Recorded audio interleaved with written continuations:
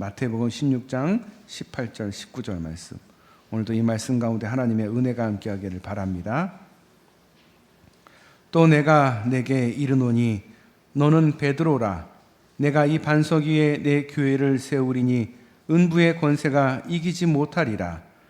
내가 천국 열쇠를 내게 주리니 내가 땅에서 무엇이든지 매면 하늘에서도 매일 것이요 내가 땅에서 무엇이든지 풀면 하늘에서도 풀리리라 하시고.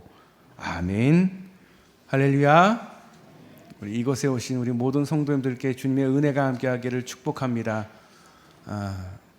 새해를 맞이했습니다. 우리 새해에 새로 주어진 우리 교회 표어, 우리 총회의 표어와 함께합니다. 복음으로 교회를 새롭게 세상을 이롭게 라는 제목으로 말씀을 나누고자 합니다. 총회가 왜 이런 주제를 정했고 또 이 주제 안에 어떤 뜻이 있는지 오늘 말씀을 통해서 함께 할 수 있기를 바랍니다. 먼저 우리가 기억해야 될 것은 교회의 기원입니다. 교회가 어떻게 생겼느냐? 주님께서 이 땅에 오셔서 우리를 구원하시기 위해 십자가에 돌아가시고 이후에 하나님의 곁으로 가시면서 우리에게 남겨주신 것이 교회입니다. 오늘 말씀 16장 18절에 내 교회를 세우리니 라고 친히 천명하셨습니다. 여기서 소유격이 중요합니다. 나의 교회를 세운다. 이 땅에 큰 교회가 있고 작은 교회가 있고 오래된 교회가 있고 또 새롭게 시작하는 교회가 있고 재정이 풍성한 교회가 있고 또 재정상 어려움이 있는 교회들이 있습니다. 그 모든 교회가 주님의 교회라는 것입니다. 어느 교회도 주님이 계시지 않는 교회가 아니고 다 하나님이 세우신, 주님이 세우신 교회다라는 것입니다.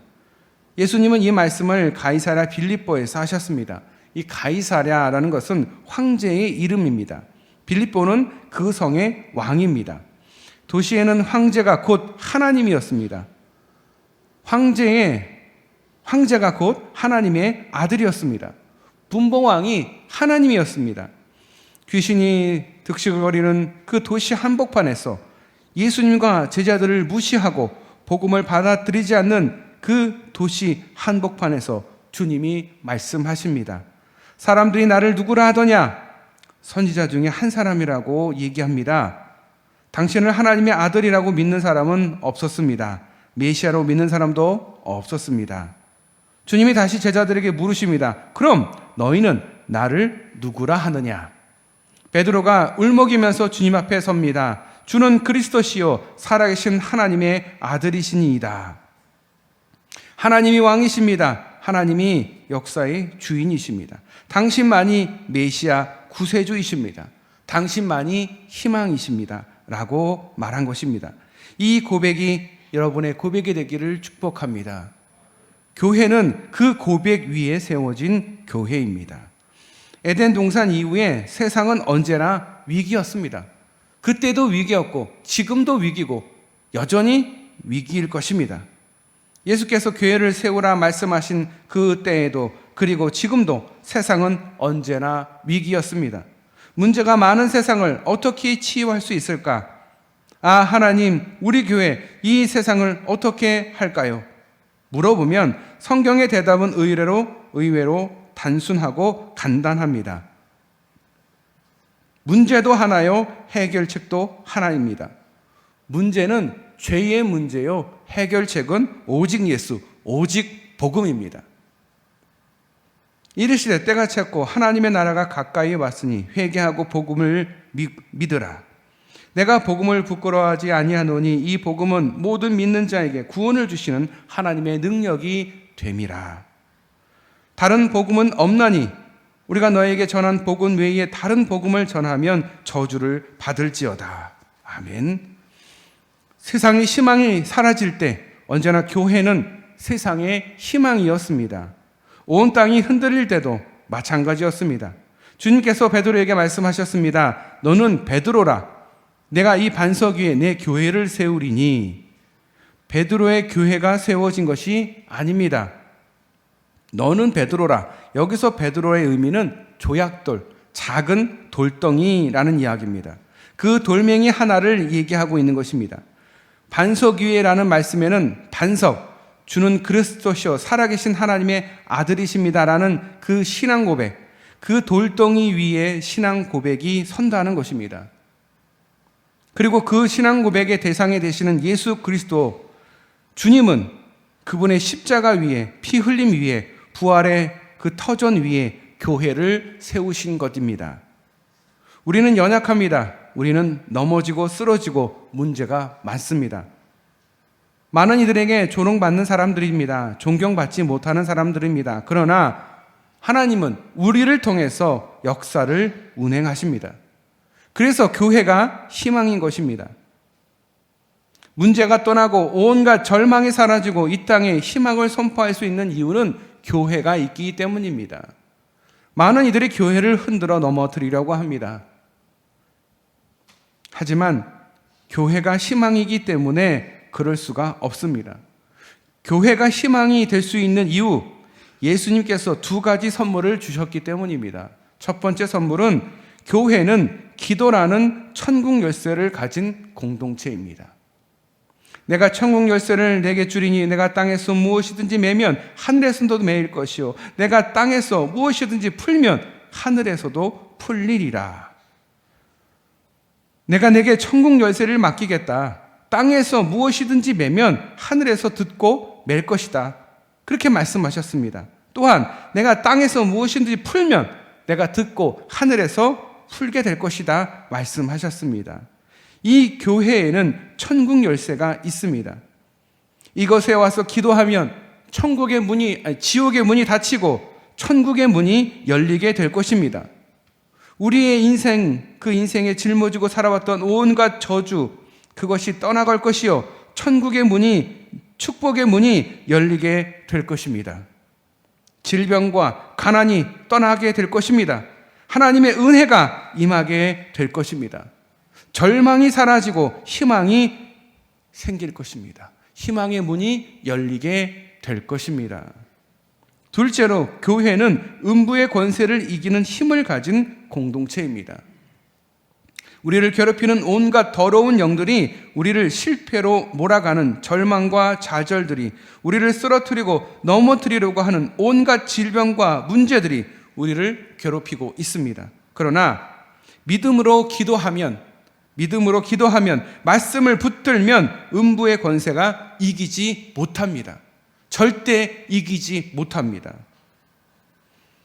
영접하는 자, 곧 그 이름을 믿는 자에게는 하나님의 자녀가 되는 권세를 주셨기 때문입니다. 그 권세를 붙들고 문제 앞에 당당히 서면 그동안 우리를 괴롭히던 음부의 권세는 이기지 못할 것입니다. 그러므로 교회여 당당히 일어나라. 성도여 말씀을 붙들고 나아가라. 모든 교회의 성도들이여 기도의 능력을 받아서 나아가라. 믿음을 가지고 나아가라. 성령의 검을 들고 나아가라.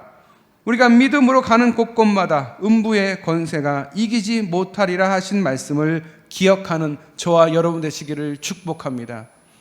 아무리 세상이 강력하고 아무리 세상이 대단한다 할지라도 하나님께서 음부의 권세를 이길 능력을 우리에게 주셨음을 잊지 마시기를 바랍니다. 두려워하지 마십시오. 세상이 여러분들을 넘어뜨리고 어려움과 고통이 있을지라도 두려워하지 마십시오. 주님이 여러분과 함께 하십니다. 교회가 세워지는 곳마다 어둠이 물러갑니다. 희망의 빛이 떠오릅니다. 복음이 전해지는 곳에 식인종이 문화인이 되었고 해족대들이 세계를 이끄는 그 나라가 선진국으로 바뀌었습니다. 공산주의가 무너졌습니다. 복음이 전해지는 곳에 희망과 생명이 태어났습니다. 가난한 나라가 변하여 부유한 나라가 되었습니다. 100여 년 전 조선은 어느 나라보다 가난한 나라였습니다. 군대도 제대로 갖추지 못했던 나라입니다. 그래서 일본에게 나라를 뺏길 수밖에 없던 나라였습니다. 그 나라에 하나님께서 복음을 주셨습니다. 그 복음이 우리에게 희망이 되었던 것입니다. 그래서 지금은 어느 나라도 무시할 수 없는 전 세계 10위의 선진국이 될 수 있었습니다. 선진국이 대부분 기독교 국가인 것은 우연일까요? 우연이 아니라고 저는 생각합니다. 그렇다면 복음이라는 것은 또 무엇이냐? 기독교에서 복음이란 자주 사용하는 단어입니다. 복음. 어떤 이들은 복음을 예수를 믿고 천당 가는 것이라 단순하게 생각합니다. 어떤 이들은 총체적인 평안, 샬롬, 곧 영혼에 잘되고 마음이 건강하고 삶이 건강하고 몸이 건강하여서 금생과 내생에 온전한 구원을 받는 것이 복음이라 받아들이기도 합니다. 구약 성경 히브리어 바사르라는 단어가 있는데 성경, 특별히 신약 성경에서는 헬라어로 유앙겔리, 다시 말해서 좋은 소식을 전하다, 기쁜 소식을 전하다라는 뜻을 말합니다. 그것이 복음입니다. 기쁜 소식이 무엇입니까? 예수가 우리를 구원하기 위해 이 땅에 오셔서 이루어 놓으신 구원 사역들을 의미합니다. 신학적으로 이름하여 이것을 캐리그마라고 합니다. 캐리그마란 교회가 하나님께서 사랑하는 사람들에게 맡겨주신 하나님 나라의 기쁜 소식을 세상에 나아가 선포하는 것을 말합니다. 좀 더 요약하면 예수님의 죽으심과 부활을 전하는 것입니다. 그것이 캐리그마입니다. 그것이 곧 마가복음 1장 15절에 하나님의 나라가 가까이 왔으니 회개하고 복음을 믿으라는 말씀입니다. 사도들은 복음이라는 말을 좀 더 구체적으로 예수 그리스도라 증언하였습니다. 복음 이코로 예수 그리스도. 예수 그리스도를 믿는 것, 그것이 복음입니다. 오직 예수만 그리스도시요 구세주임을 믿는 것입니다. 세상을 믿는 게 아닙니다. 돈 많은 사람을 믿는 게 아닙니다. 구원은 오직 예수 안에, 기독교 안에 있다라는 것입니다. 창조가 없는 종교, 부활이 없는 종교는 하나님의 나라를 말할 수 없고 구원을 말할 수 없습니다. 그 엄청난 구원 사건 안에 내가 들어있다는 것, 그것이 기적입니다. 세상에 기적이 많고 많지만 내가 구원받았다라는 기적보다 더 큰 기적은 없습니다. 왜? 다른 것은 나와 큰 상관이 없습니다. 하지만 내가 죽을 수밖에 없고 내가 지옥에 갈 수밖에 없는 죄인 중에 괴수인 내가 구원받은 것, 그거보다 더 귀한 복음이 어디 있겠습니까? 그 복음이 예수 그리스도로 말미암아 그 구원이 이루어졌다라는 것입니다. 그것이 복음입니다. 복음 안에 믿음으로 구원받고 공동체가 치유가 되고 세상이 달라지고 그 모든 것이 변화될 것이라 믿는 것이 복음의 능력입니다. 세상을 바꿀 수 있는 것은 오직 복음입니다. 왜? 복음만이 능력이 있기 때문에 그렇습니다. 변화시킬 수 있는 능력이 있기 때문에 그렇습니다. 그래서 사도 바울은 예수 그리스도의 복음 외에 다른 곳에 구원의 소식이 있다면 그것은 거짓 복음이요 거기에는 저주가 따를 것이라 단언한 것입니다. 당시 모든 길은 로마로 통하고 로마의 황제가 세상의 구원자로 여겨주는 그때에 사도 바울은 로마를 향하여 다음대의 선전포고를 합니다. 내가 복음을 부끄러워하지 아니하노니 이 복음은 모든 믿는 자에게 구원을 주시는 하나님의 능력이 됨이라 라고 사도 바울은 말씀하셨습니다. 여기서 능력은 헬라어로 디나미스라고 합니다. 모든 죄와 악을 부수고 우리를 구원하는 폭탄을 의미합니다. 세상을 변화시키는 능력은 제4차 산업혁명 시대에 있는 것이 아니라 오직 예수의 보혈 안에 있다라는 믿음입니다. 태양이 1초 동안 방출하는 에너지를 정확하게 모으면 전 세계인이 100년 동안 쓰고도 남을 양의 에너지가 된다고 합니다. 예수님께서 십자가 위에서 흘리신 보혈의 그 피 한 방울이면 온 인류의 구원, 넉넉히 남음이 있는 구원이 임합니다. 그 보혈의 구원의 능력이 있습니다. 복음만이 세상을 구원하고 인류의 문제를 해결하는 디나미스, 곧 능력이요 마스터키가 되는 것입니다. 여러분의 문제를 해결할 수 있는 마스터키는 오직 예수입니다. 오직 복음입니다. 오직 하나님의 능력입니다. 내가 복음을 부끄러워하지 아니하노니, 우리가 가진 예수 그리스도의 복음은 능력이기에 부끄러워하지 말아야 합니다. 사도 바울이 복음을 부끄러워하지 않았다고 로마서에 당당히 선언하고 있습니다.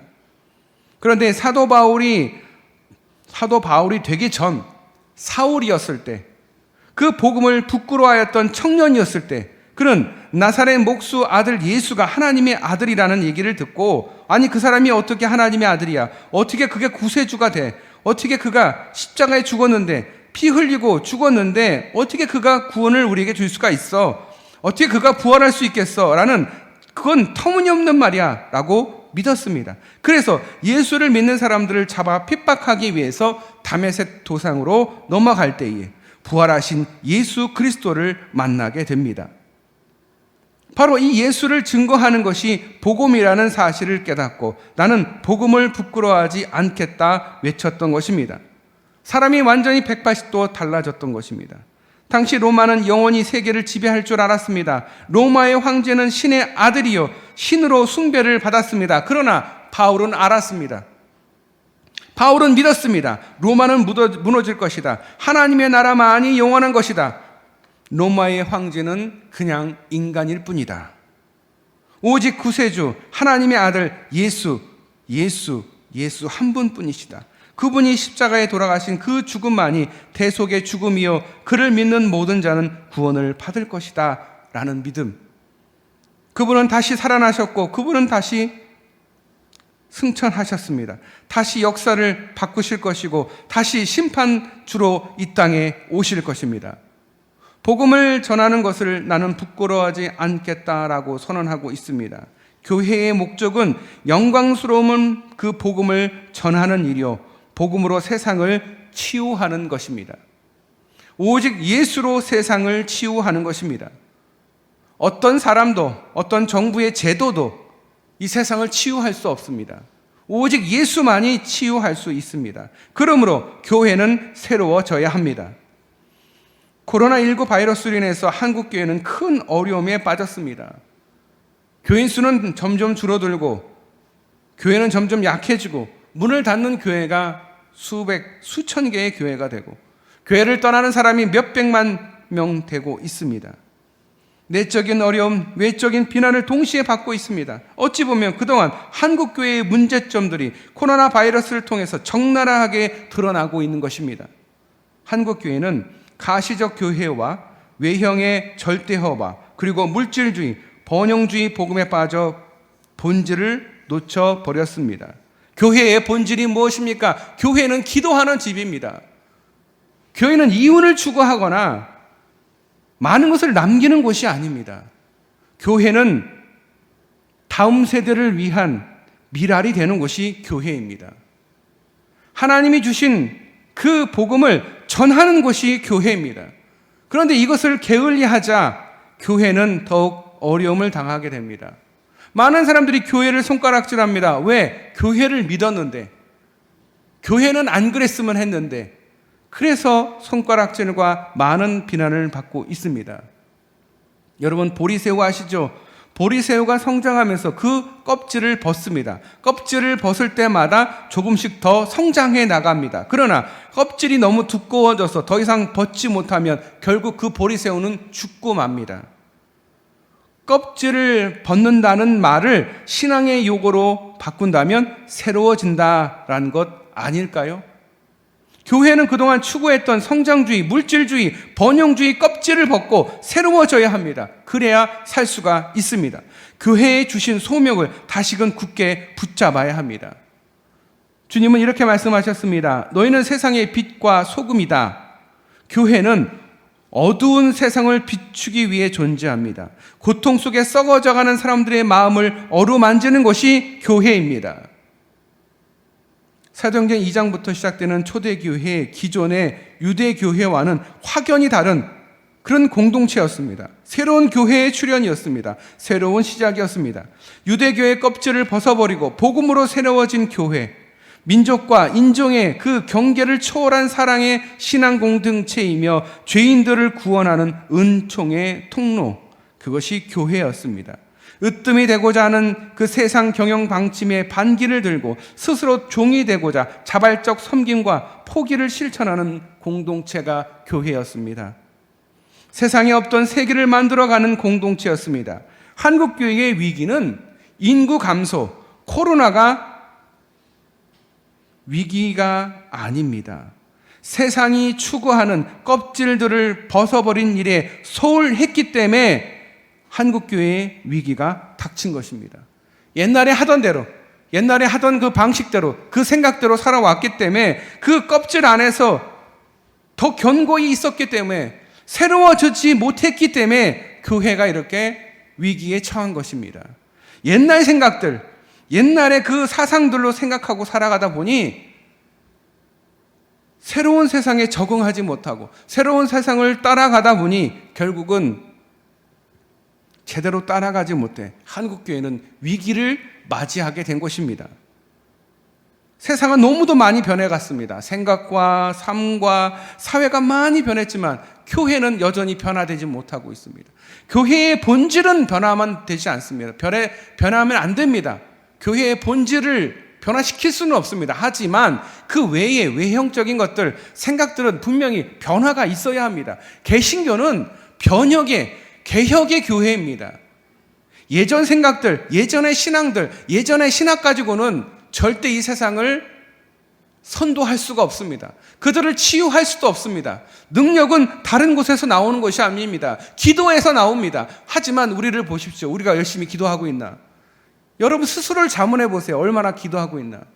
제 스스로도 그런 자문을 많이 합니다. 내가 정말 얼마나 기도하고 있나? 교회의 본질이 예수 그리스도를 구주로 믿고 기도하는 집이 되어야 되는데 그 본질을 벗어나면 교회는 사람들에게 손가락질을 받고 교회는 위기를 맞을 수밖에 없다라는 것입니다. 어디에서 능력이 옵니까? 기도에서 능력이 옵니다. 복음은 세상을 이롭게 합니다. 복음은 믿는 자들만이 소유하는 전유물이나 비밀스러운 소식이 아닙니다. 복음은 언제나 공동체적입니다. 복음은 믿는 자들만이 아니라 온 세상을 이롭게 하기 위해 존재합니다. 복음은 세상의 법칙에 끌려가는 사람들에게 하나님의 통치가 이제 시작되었음을 알리는 것이 복음입니다. 세상의 법칙이 통하지 않을 때에 우리는 어떤 법칙을 사용합니까? 세상의 법칙에 끌려가지 마시고 하나님의 법칙, 기도의 법칙을 따라갈 수 있기를 바랍니다.